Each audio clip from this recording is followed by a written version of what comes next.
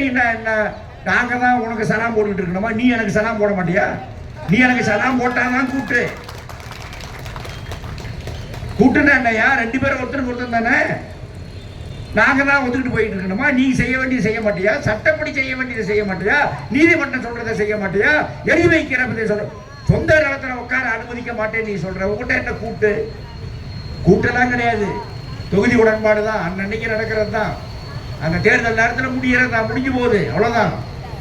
அதுக்கு மேல என்ன? மந்திரி சபையில் நாங்கள் வந்து உட்கார்ந்து இருக்கிறோமா அல்லது வேற யாராவது உட்கார வச்சிருக்கீங்களா?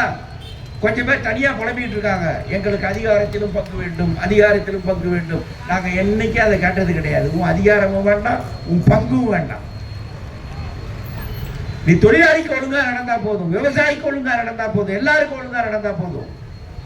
எந்த அளவுக்குங்க ஜாதி கொடுமை தலைவிரித்து ஆடுகிற மாநிலமாய் தமிழகம் மாறிக்கொண்டிருக்கிறது.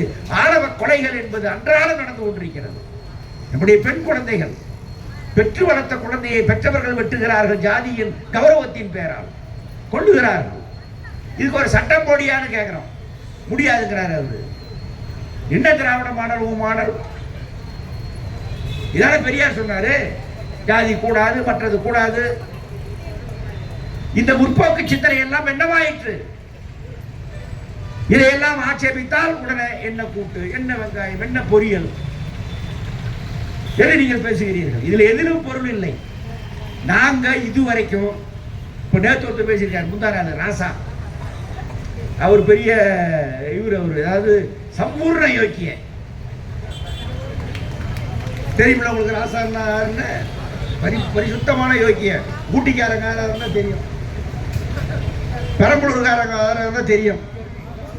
அவர் சொல்றாரு, கம்யூனிஸ்டுகள் எல்லாம் இப்போது சுயநலவாதி ஆகிவிட்டார்கள், அதனால் அந்த தத்துவம் நீர்த்து போய்விட்டது. யாரு அவரு? இந்த என்போர்ஸ்மெண்டோ அல்லது அரசு இன்கம் டாக்ஸ் காரனோ அவங்க வீட்டுக்குள்ள போய் செக் பண்ணா கட்டியா இருக்கு, பொட்டியா இருக்கு. கணக்கில் ஏகப்பட்டது சொல்லி எழுதுறாங்க. செந்தில் பாலாஜி, இப்போ இந்த துரைமுருகன் பையன், இதுக்கு முன்ன 8 வரிசையா பார்த்தா கணக்கில் வர ஏகப்பட்ட காசு. இவங்க தேர்தலுக்கு முன்பு அல்லது எம்எல்ஏ ஆவதற்கு முன்பு, எம்பி ஆவதற்கு முன்பு எப்படி இருந்தாங்க, ஒவ்வொருத்தரும் அதுக்கப்புறம் எப்படி ஆகிறாங்கிறது ஊர்ல இருக்கிற எல்லாருக்கும் தெரியும். இவங்க சுயநலத்திற்கு அப்பாற்பட்ட பொதுநல புலிகளாக பொது நலத்திலேயே இருந்து ராசா இருக்கிறதையெல்லாம் இழந்து இப்ப சோத்துக்கு கஷ்டப்பட்டு இருக்காராமா அந்த ராசா.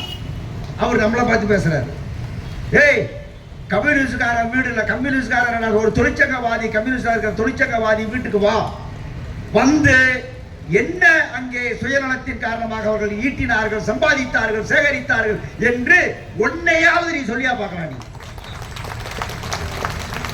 அவ்வளவு ஏன் இவ்வளவு தூரம் நீங்க ஆட்சி நடத்துறீங்கல்ல, இத்தனை வருஷமா ஆட்சி நடத்துறீங்கல்ல, உங்களோட பல முறை கூட்டணியில் இருந்திருக்கோம், பல முறை தேர்தல் உறவு இருந்திருக்கிறது, அதிமுக உறவு இருந்திருக்கிறது, எல்லாரும் இருந்திருக்குதியா.